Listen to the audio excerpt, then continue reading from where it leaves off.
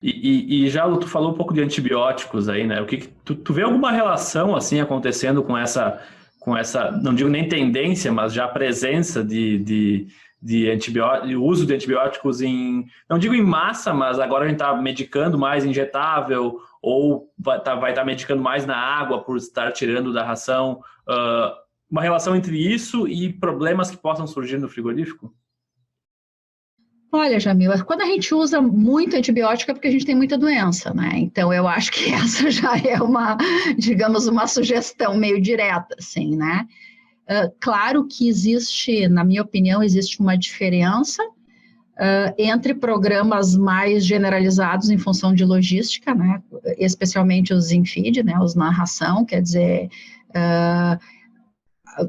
existe todo um investimento de fábrica de ração para poder medicar, e existe toda uma logística para um número de granjas grande. Então, dependendo daquilo que acontece na região, se estabelece um programa de medicação e aquelas granjas que não têm o problema vão receber também, porque estão naquele escopo, né? E que esse é um questionamento bem grande dessa questão de uso consciente, uso prudente, enfim, né? Então, a primeira coisa seria isso, quer dizer, estamos usando muito antibiótico, talvez porque o nosso programa integrado sanitário lá precisa melhorar, né? Nós temos as questões, obviamente, de resíduo, né?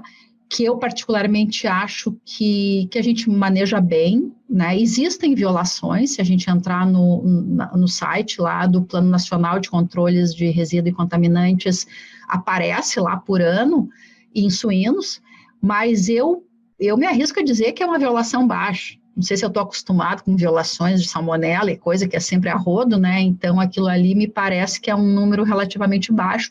E, obviamente, a indústria tem as políticas para prevenir isso, né? Essa é outra questão. Acho que, daí se a gente for começar a diminuir aí o negócio, por exemplo, nos injetáveis, tu corre risco de ter problema de abscesso ou coisa assim, né? E penso que nós vamos chegar um dia num sistema de informação integrado que a utilização na granja pode impactar na amostragem. Então, tu tem mais risco de ter uma violação, porque tu faz uma amostragem que não é aleatória, tu faz uma amostragem induzida. Que isso pode fazer parte de um programa. Quando tu tem baixa violação, tu começa a apertar o sistema de amostragem para aparecer, né? Então, isso se faz em humanos o tempo todo, né? Para várias doenças, enfim. Então, isso seria até um avanço no programa.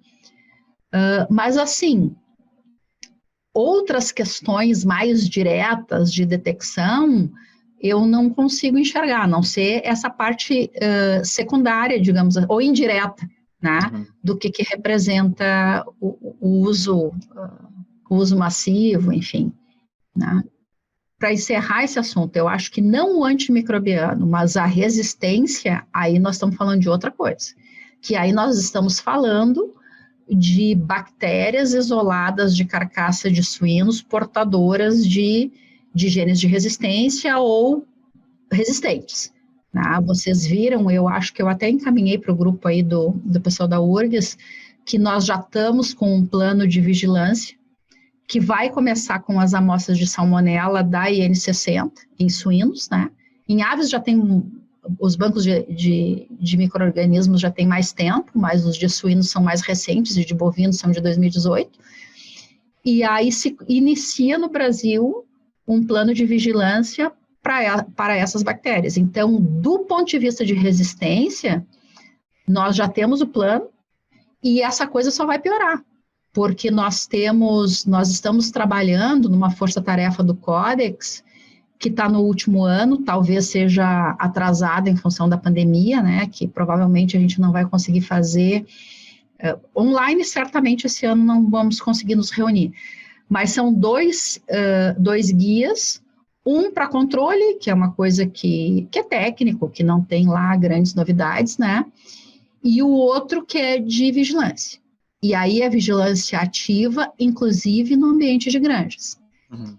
E esse sim, eu diria que vai dar uma chacoalhada, porque Claro que nós vamos começar pelas amostras de frigorífico que estão lá no freezer do Lanagro, né? Obviamente, porque existe esse passivo que pode ser estudado e já está integrado com um programa de redução de patógenos.